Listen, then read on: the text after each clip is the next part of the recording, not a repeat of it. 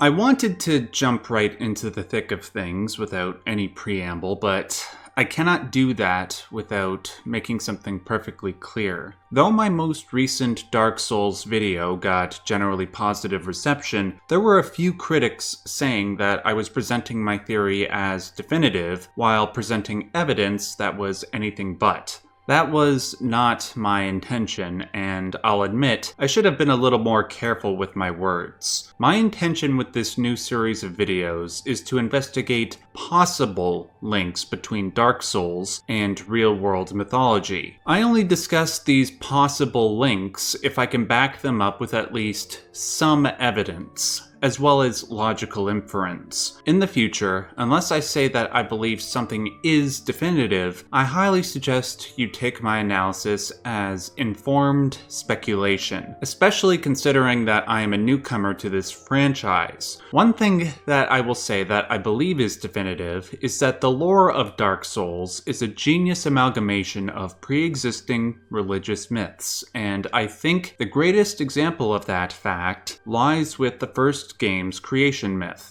In my view, the creation myth makes use of the same hermetic and alchemical traditions which I referenced in the first video, but it also draws upon the creation myths of Hinduism, Greek mythology, and even myths from ancient Mesopotamia. In order to understand how all of these influences mesh together, I think it's best if we go in a sort of chronological order. I will start by referencing one of the main subjects from the last video, the Abyss. I had a couple of commenters challenge my theory about the Abyss, that it is much like the dark void which existed before the universe came into being, that it was the alchemical first matter, or PRIMA MATERIA. In their refutation, they cited the game's opening narration, which claims that in the beginning, the world was unformed, shrouded by fog, a land of grey crags, arch trees, and everlasting dragons. I think this is a fair piece of contradictory evidence to point to, but I don't think it completely disproves other perspectives. I think it's fair to ask where the grey crags, arch trees, and everlasting dragons came from.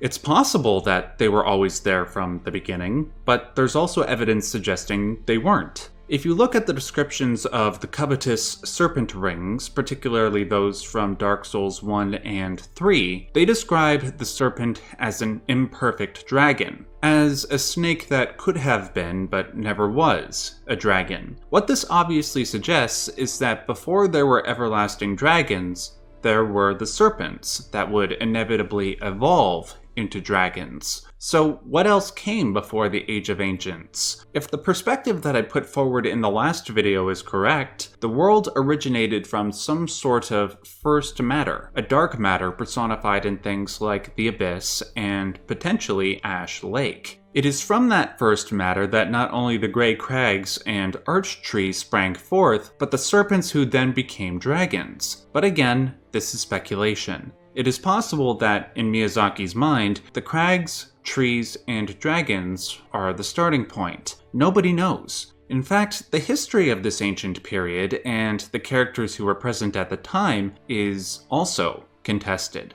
For example, the character of GWYN, who we'll talk about more in a moment, is supposedly the nephew of a character named ALLFATHER LLOYD. The term Allfather, originating from Norse mythology, is given to the supreme god, the one that rules over all. Things become strange though by the time Dark Souls 3 rolls around. According to two items known as LLOYD's Sword Ring and LLOYD's Shield Ring, the clerics of Carim had always strongly asserted that LLOYD was a derivative fraud, and that the Allfather title was self-proclaimed. Plus, if you think about it on the basis of reason, how can LLOYD be the supreme god if, by logic, he has a brother who fathered GWYN? What made GWYN's father less than LLOYD? And of course, one must ask, who fathered LLOYD?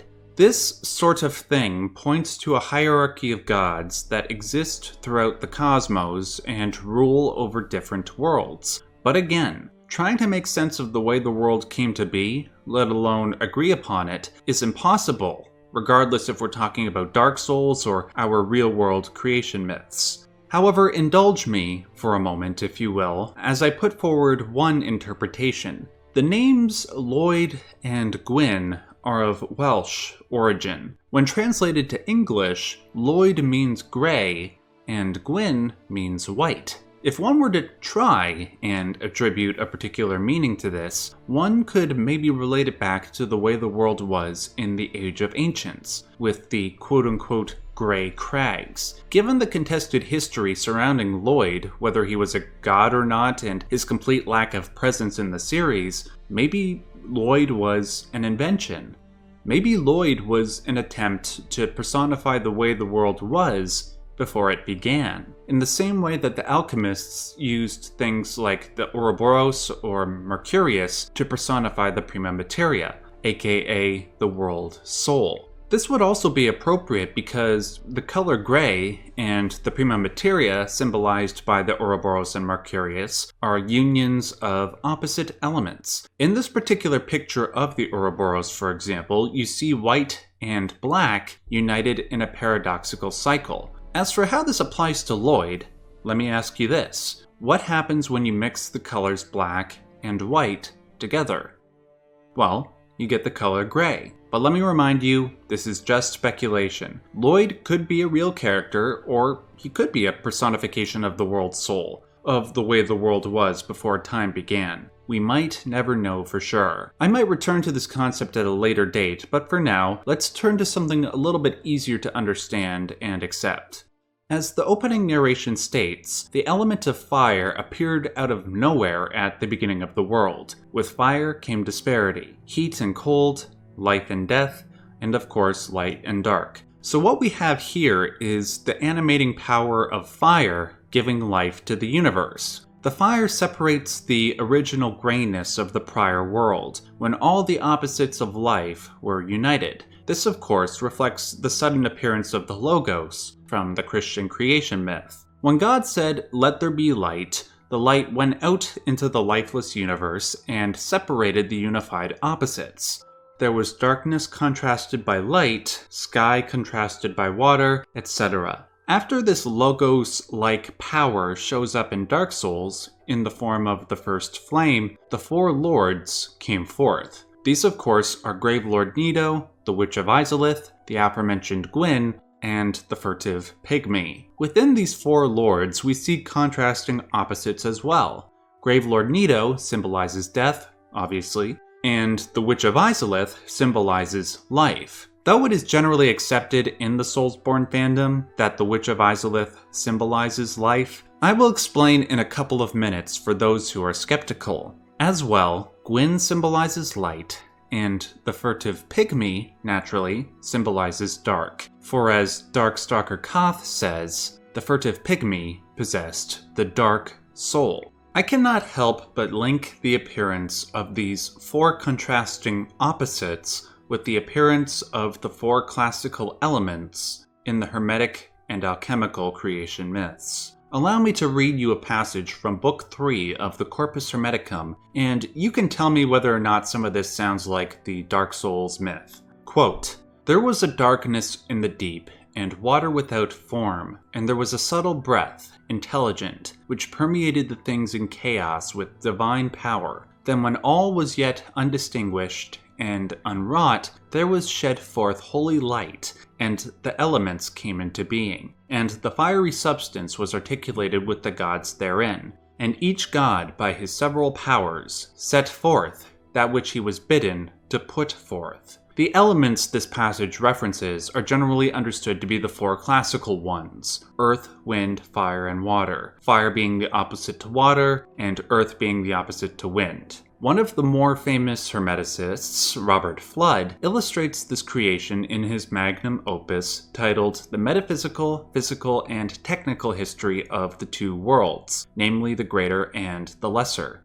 As a quick side note, this particular book has actually influenced other games. For example, pieces of art that are in this book were found in the code for a game called Shadow of the Colossus. If you want to learn more about Robert Fludd, feel free to watch my video titled Hidden Symbolism in Shadow of the Colossus. I'll link that in the description box and on screen at the end of this video. As for the sentence about the gods putting forth what they were bidden to put forth, we of course see something similar to that with the way the fire separates the opposites. To explain what I mean by this, I will cite a theory put forward about Nido on a website called soulslore.wiki.com. Quote, "With this newfound disparity, life and death separated, and all the old, injured, infirmed, and decomposed members of the proto-race suddenly died en masse. This massive influx of death and the equally massive release of souls that came with it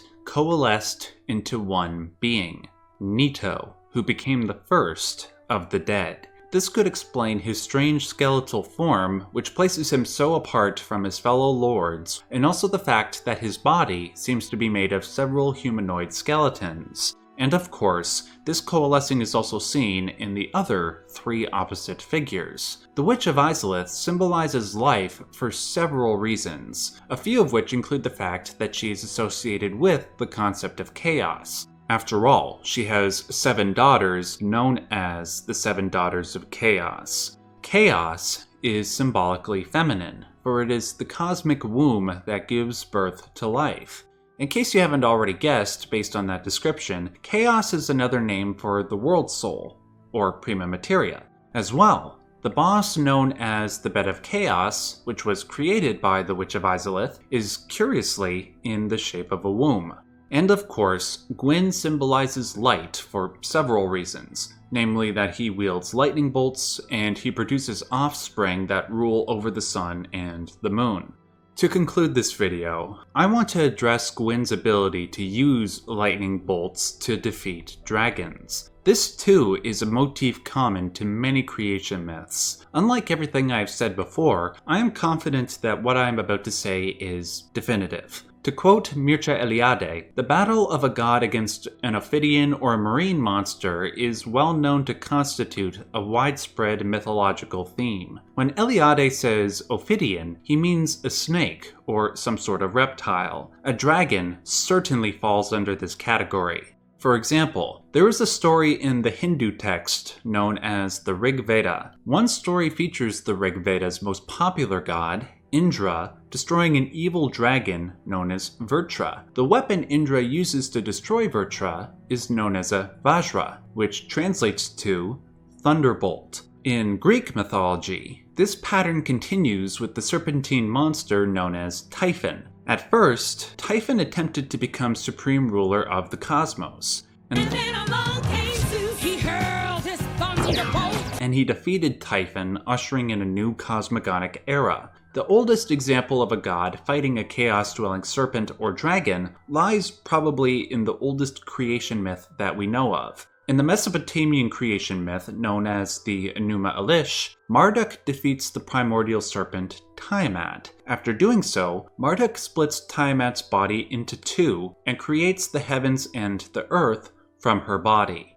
In most of these creation myths, the supreme gods must conquer chaos in order to create the world or usher in a new era. The conquering of this chaos is symbolized by the slaying of primordial monstrous serpents or dragons. In regards to Dark Souls, it is with the conquering of this chaos, symbolized by the everlasting dragons, that the Age of Fire was born. And of course this is the case because the dragons were once serpents, and the serpents were born from and reside within the formless, dark chaos. There will be more videos like this, linking the worlds of Dark Souls and Bloodborne to our real-world myths. For now, I would just like to ask all of you to give this video a big, fat like if you liked it. Obviously subscribe if you want to see more Dark Souls videos in the future. Also, special thanks to Leave Mao Alone, Sniper D. Luffy, Preeminent Enigma, and Pink Panther for looking over the script for this video. And finally, thanks again to Elisa for doing the thumbnail art. If you'd like to see more of her work and support her, click on the link in the description box below. Until next time, just remember, stay yellow.